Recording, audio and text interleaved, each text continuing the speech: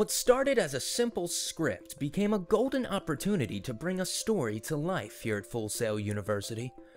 Co-writer Brian Calland and director Matt Fisher were constantly brainstorming about the challenges that were going to be brought up making Field of Honor, one of the stories chosen to be produced for the 35mm final projects. Field of Honor is a story based on morals and what honor is worth. Taking place in Charleston, South Carolina, the story would require accurate locations that would give off the period look, as well as costumes to portray the colonial era. This means the production would need a huge amount of green screen to accompany the film, which meant painting the walls as high as 15 feet to represent the town the story takes place in. Construction and set design were going to factor out the look of the piece, which meant students collaborating together with production designer Andrew Rancherbus.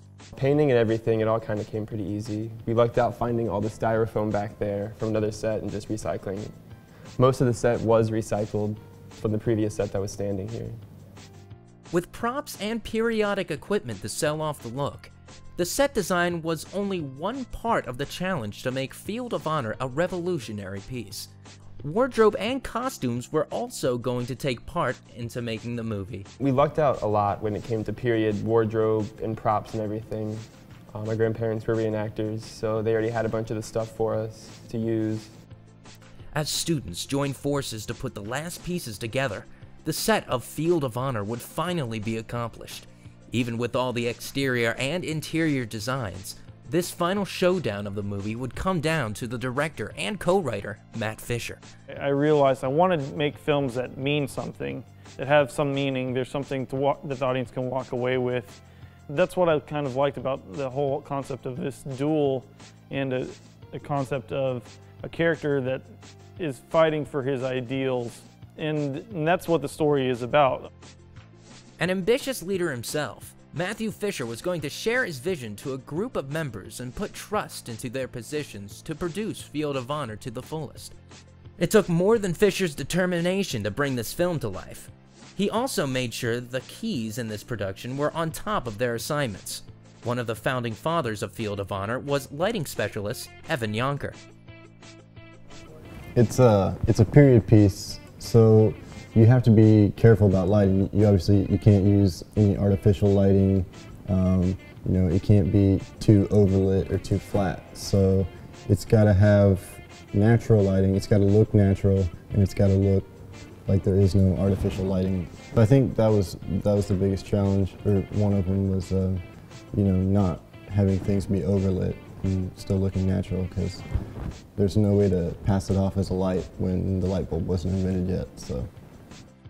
A student with a passion for lighting films, Evan Yonker made sure none of the scenes would cast too much illumination that would bring the audience to believe that it was a student film, but instead, an actual look during the American Revolution.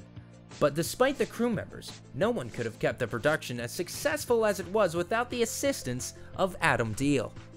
I refer to being an AD like captaining a ship. It's like, essentially, it's yours. Everyone has their own part, but if something goes wrong, they're going to look to the captain, which is me, so. No matter the role, small or big, each student had to participate in bringing Field of Honor to a masterpiece. It's no wonder they say one person can't make an entire film by themselves. Field of Honor proved that with students working together efficiently, a simple concept of a story could actually turn out greater than expected. And through diligent training and practice of shots and composition, the only thing left to say about the production was the experience the students gained out of the 35mm film adventure. Great experience. It was awesome seeing this idea brought to me from Matt and the director Matt, and taking that and seeing it evolve in each step and each month we worked on it. As the film progressed, I think we kind of learned our roles and fit into our roles, and started working as a team pretty well. I did not see film students on our crew. I saw professionals. I was, especially like in our camera department, our lighting department, and a lot of them were not even in our class. There were several of most of our grip department and electric department were made up of people that are currently in DC. And I was just so impressed with them. They were here, even though they didn't need to be. They stayed when they didn't need to, and they worked harder than a lot of people that I've seen. We had an incredible cast on Field of Honor. This was by far the most talented group of actors I've ever worked with. We got so many comments and compliments from people, onlookers and observers, about the performances, and we just had a solid cast all around. There wasn't one actor that was weak. Everyone brought their A game the entire week, and people were so willing to do research and knew their lines and were so professional.